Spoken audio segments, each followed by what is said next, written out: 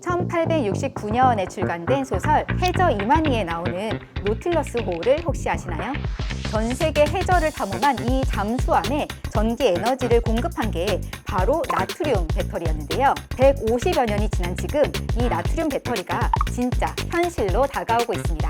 오늘은 전기차 배터리 시장의 게임 체인저를 노리는 나트륨 이온 배터리를 딥다이브 해보겠습니다.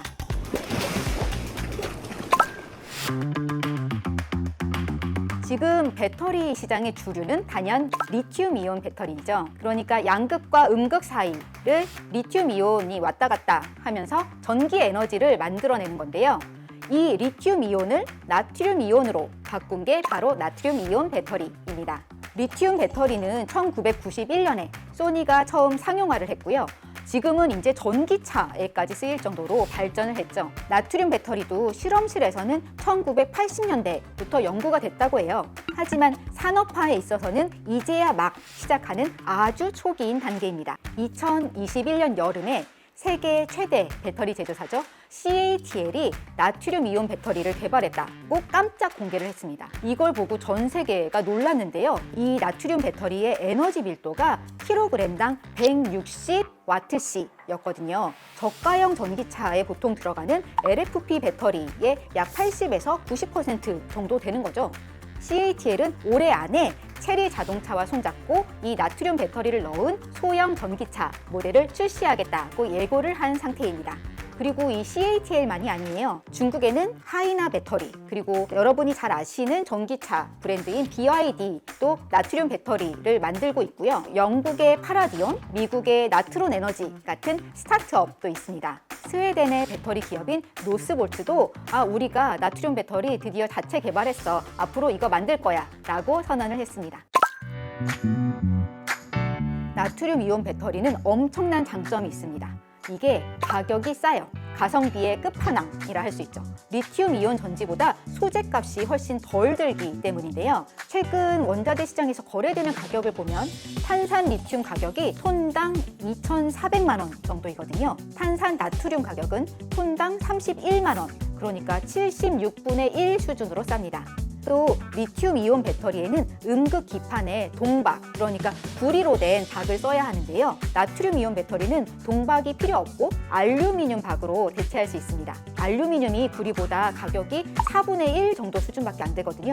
그러니까 소재값을 확실히 더 낮출 수 있는 거죠. 대량 생산만 된다면 나트륨 배터리에 들어가는 원자재 비용은 리튬 배터리 대비 30에서 40% 정도 저렴할 거라고 합니다. 또 소재를 구하기도 아주 쉽죠. 리튬이 지구 지각에서 차지하는 비중이 0.0065%밖에 안 돼요. 하지만 나트륨은 2.7%나 되죠. 또 육지가 아니라 바닷물에서도 구할 수 있고요.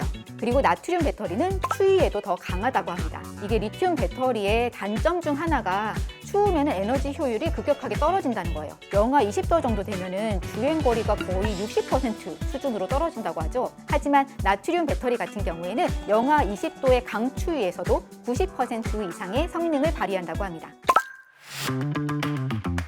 배터리 관련주에 투자하신 분들은 되게 불안하실 겁니다. 왜냐하면 이게 모든 소재가 싹 바뀐다고 보시면 되거든요. 양극재, 음극재, 그리고 전해질 등등 다 바뀌니까 아니 그럼 내가 투자한 건 어떻게 돼? 라고 하실 수 있는데 좀 안심하셔도 될 게 아직까지는 어디에서도 나트륨 배터리가 리튬 배터리를 완전히 대체할 거다 라고 보는 전망은 한 곳도 없습니다. 리튬이 배터리 시장의 지배자가 된 데는 다 이유가 있습니다. 바로 작기 때문이죠. 리튬의 원자 번호는 3번, 현존하는 가장 작은 금속이에요. 스마트폰부터 전기차까지 원래 모든 전자장치들은 작고 가벼운 배터리를 원하잖아요. 바로 이 점에서는 리튬을 이길 소재가 절대 없는 거죠. 나트륨은 원자 번호가 11번, 그러니까 더 크고 무겁습니다. 이 때문에 에너지 밀도에서도 리튬은 밀도가 더 높고 나트륨은 낮은 건데요. 비슷한 크기 또는 무게로 배터리를 만들어서 전기차에 장착을 하면 나트륨 배터리를 단 차는 주행거리가 짧아질 수밖에 없는 거예요. 그런데 또 생각해 보시면은 모든 전기차가 한 번 충전해서 500km 이렇게 갈 필요는 없는 거잖아요. 달리 말하면은 어느 정도 그냥 적당한 용량만 있으면 되는 그런 제품에는 또 이 나트륨 배터리가 효과적일 수 있습니다. 예를 들면 전기 자전거, 전기 오토바이 또는 카트, 실제로 중국 온라인 쇼핑몰에서는 전기 오토바이에 들어갈 나트륨 이온 배터리가 지금 팔리고 있다고 합니다. 또 나트륨 배터리가 상용화될 수 있는 부분이 있는데요. 우리 내연기관차에 들어가는 네모난 모양의 납축전지 있잖아요. 이걸 나트륨 이온 배터리가 완전히 대체할 수 있다라는 전망이 나옵니다. 왜냐면 납축전지는 싸고 안정적이고 그래서 좋기는 한데 대신 납하고 황을 쓰기 때문에 환경 오염을 유발합니다. 유럽에서는 이걸 2030년에 퇴출시키겠다고 하고 있거든요. 바로 이런 부분에 나트륨 이온 배터리가 들어가게 될 겁니다. 그리고 태양광이나 풍력 발전으로 전기를 만들면 이 남는 전기를 저장해두는 에너지 저장 장치 ESS가 필요하거든요.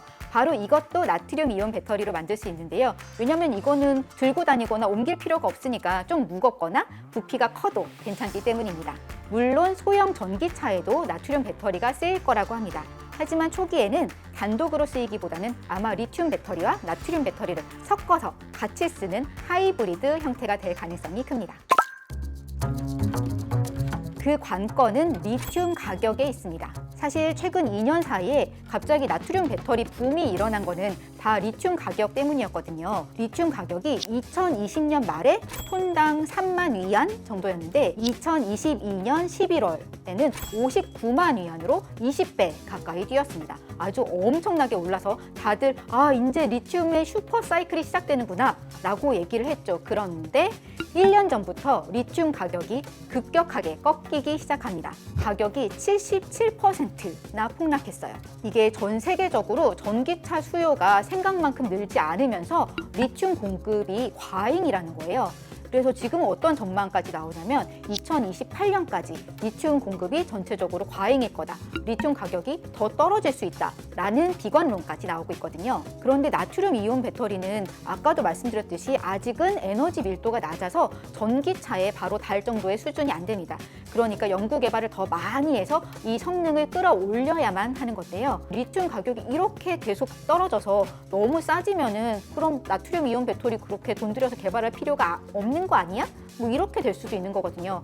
달리 말하면 나트륨 이온 배터리가 진짜로 리튬 배터리를 위협할 만한 경쟁력을 가질 수 있을 정도로 성장할 수 있을지는 리튬 가격에 결국 달려 있다고 할 수 있겠습니다. 여러분 생각은 어떠신가요? 댓글로 의견을 남겨주세요.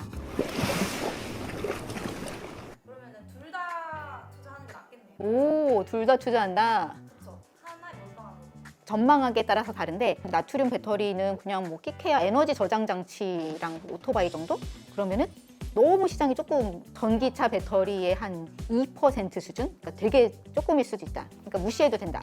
라고 얘기하는 사람들이 있죠. 근데 또 저렇게 생각하면은 갑자기 또 막 소재 혁명이 일어나가지고 바뀌면 어떡하지? 배터리 아저씨 말을 믿는 분들은 나트륨 별로 안 좋아합니다. 오늘 영상 재밌게 보셨다면 좋아요, 구독 부탁드립니다.